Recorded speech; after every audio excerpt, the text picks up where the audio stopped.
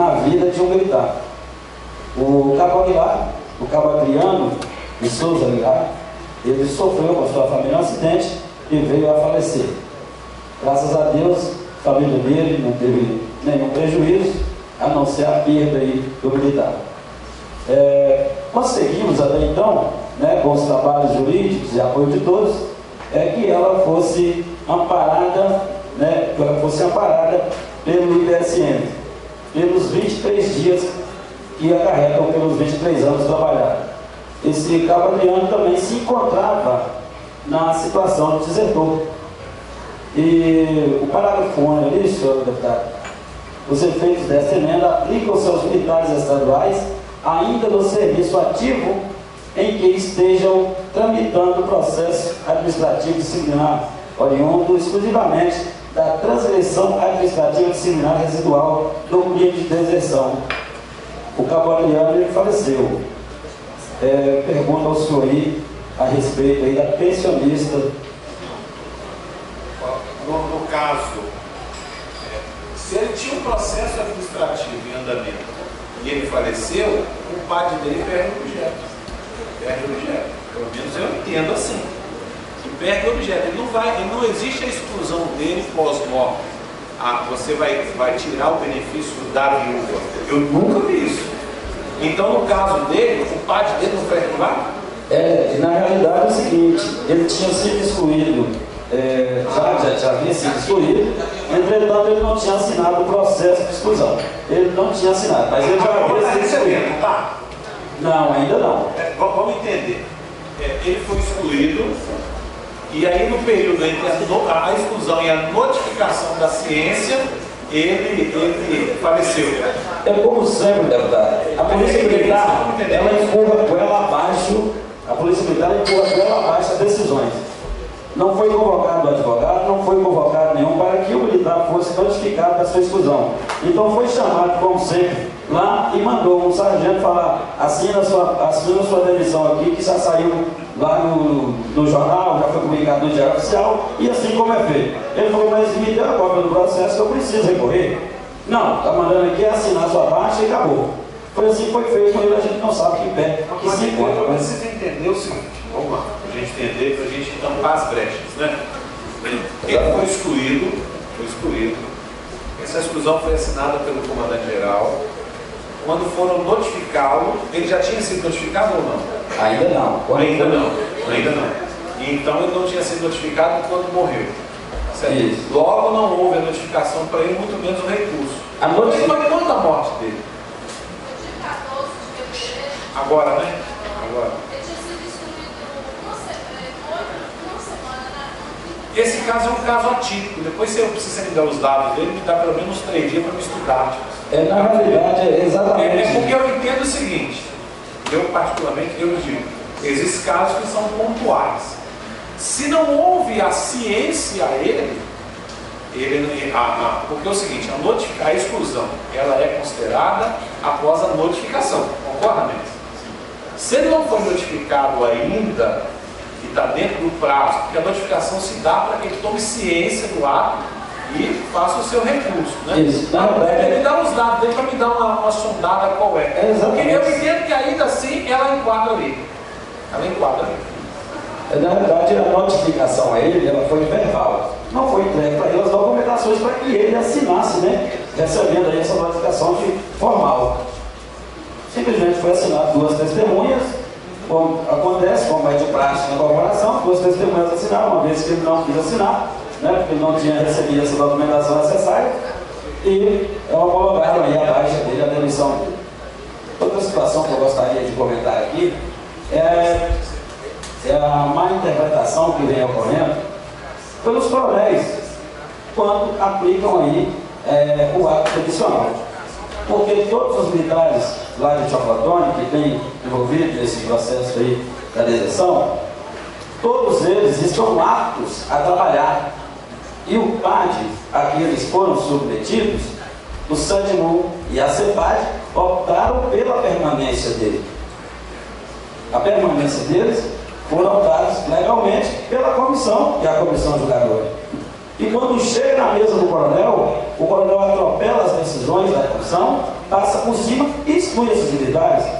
Então eu pergunto aqui, senhor deputado, se o senhor tem conhecimento, se há algum acordo feito de coronel com o governador para que excluam esses policiais ou não?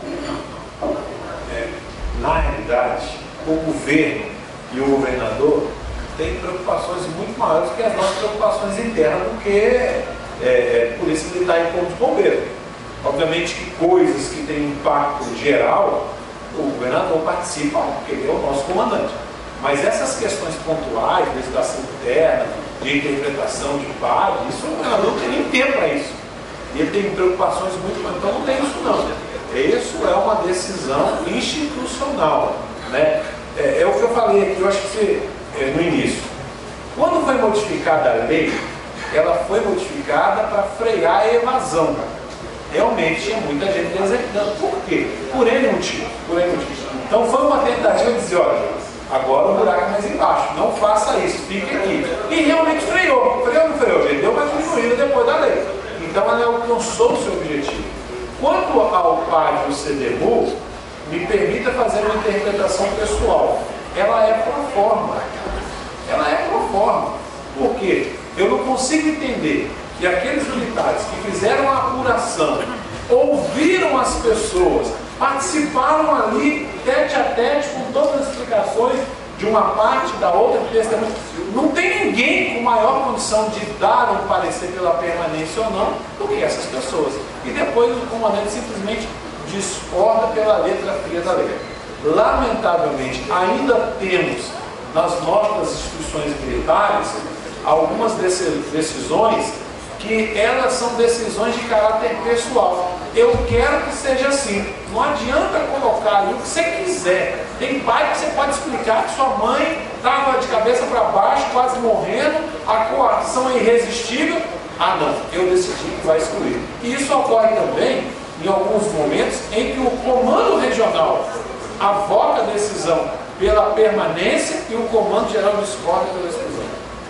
Então isso acontece. Tanto que agora, nesse ano, nós estamos provocando, porque quando o Código de Ética ele foi aprovado, ele trazia uma previsão de que ele deveria ser revisto em 5 anos.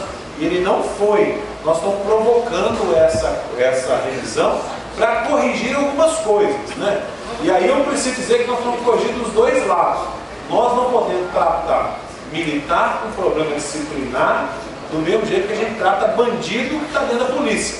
Então o que acontece? Hoje nós precisamos dar mais poder a essa CEPAD ou esse CDMU, a possibilidade de divergência ser menor, mas ao mesmo tempo nós temos que facilitar a saída de bandido da polícia. Então acho que nós precisamos construir um código de ética que seja bom para todo mundo, mas isso acontece. Esse caso, eventualmente, semana passada, eu vou ver na DRH e te falo. Ok? E agora eu queria fazer um pedido, que institucionalmente a PNN ela participasse dessa campanha dos desertores, que a gente nas camisetas que a gente vai fazer terão somente os nomes das instituições que vão participar, que vocês participassem também institucionalmente dessa campanha com a gente, porque eu sei a força de vocês. Senhor deputado, só para finalizar, exatamente o ponto aí onde é que a gente chega, que entende que as decisões da CEPAD, como do CEDMU, elas têm sido atropeladas verdadeiramente pelos coronéis, que são os comandantes. Não é nada diretamente ligado à patente, coronel, senhor capitão.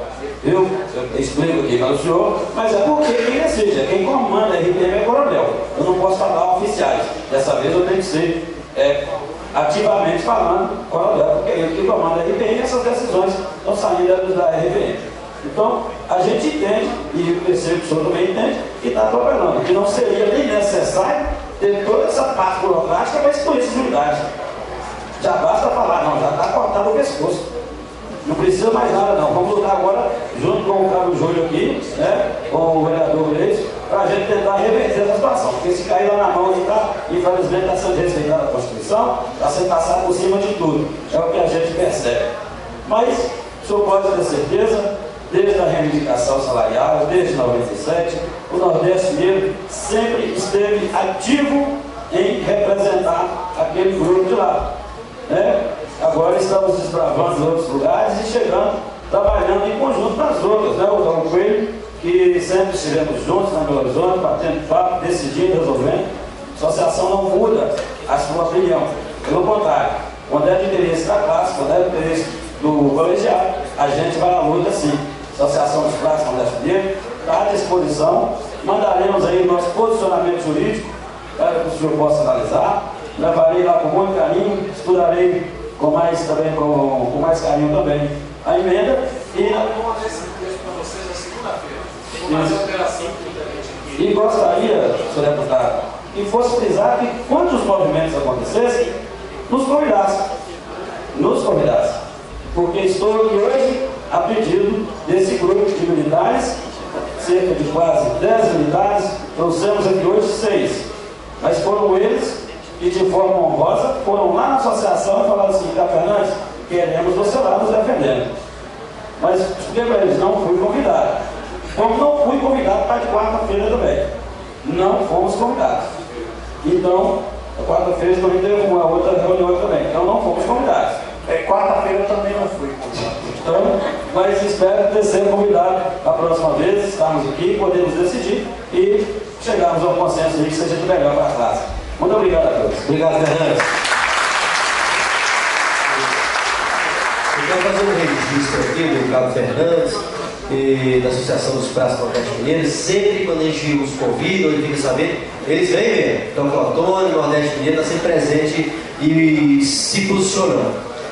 Quarta-feira teve, aqui só para explicar, quarta-feira de manhã na Câmara Municipal teve uma audiência pública para tratar do IPSM. Foi a proposta do Sargento Rodrigues. Também fui convidado porque chegou na minha casa um convite, né, enquanto militar contribuinte do IPSM. Quem recebeu o convite na sua casa sobre o IPSM quarta-feira? Isso, alguns aqui receberam. O Solto dali recebeu. Viu, Fernando? Então foi uma questão do gabinete do deputado Sargento Rodrigues. Obrigado sempre pela presença aqui em Valadares, viu, Fernando? Com a curva aí. Nosso Antônio, nossa Bahia Mineira. Bom, Eliezer da Imorés. Eliezer? Hã? Eliezer, não? Hércules Iglesias. Hércules Iglesias. Minha assessoria tá boa demais. Uma passada aqui é Eliezer. Hércules Iglesias, por gentileza, usa o microfone. É bom usar o microfone bem alto, porque a Agnes, a nossa assessora, a servidora da Câmara, vai ouvir o áudio depois, na sala separada, e vai pegar